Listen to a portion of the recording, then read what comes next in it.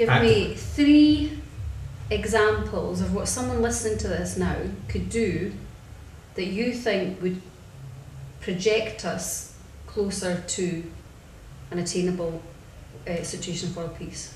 Well, I've got my own ideas about it, you see, and I would hope that you'd ask that from other people, you see, but that's because I'm willing to play the game of 2020 World Peace. Okay, so in the spirit of the game then, in the spirit of the game, suggest 3 things. Okay, well, for 2020, well, I think probably the most powerful mechanism is having an individual, bunch of individuals, that are like committed to it. Okay, so for example, I would say right now is that if you're like a student and you finish your before you go to university or after you go to after you've been to university, or you're just like, well, you want a gap year, yeah, you have a gap year, and you say, right, I'm wanting to devote my time to developing the possibility of world peace for 2020. That's what you're doing, you see, and you call yourself like an actuator. Now, this is my own little vision of it, but somebody else has got different ideas, all right? You just do whatever you do, effectively, okay? And I'm willing to give him £20 a month, you know, the amount of like a mobile phone cost or something, for a year.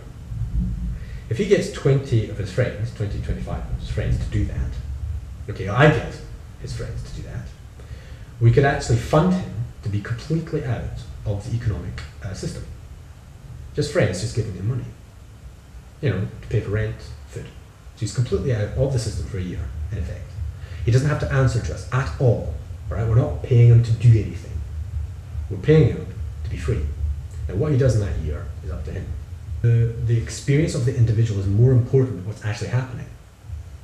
It's their experience. It's their thing, I think this is a valuable thing to do. I have the skills and they take the risk to do whatever they do. And then they feed back to their friends if they want to.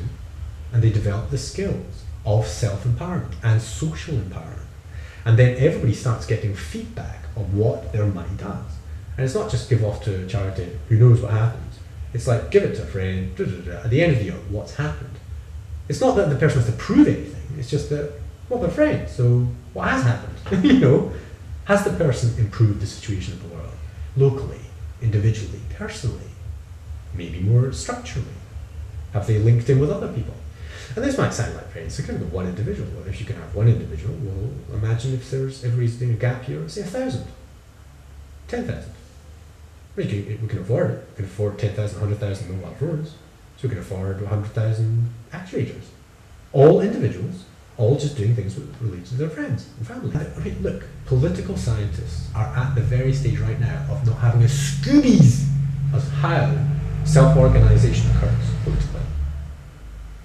I mean, they're looking around and they're going around, you know, these different organizations, the World Forum, World Social Forum, and they're going and they're kind of like doing these workshops and they're inviting people to take part and they're examining things and they just don't know how it's happening. They don't know what the process will be that evolves.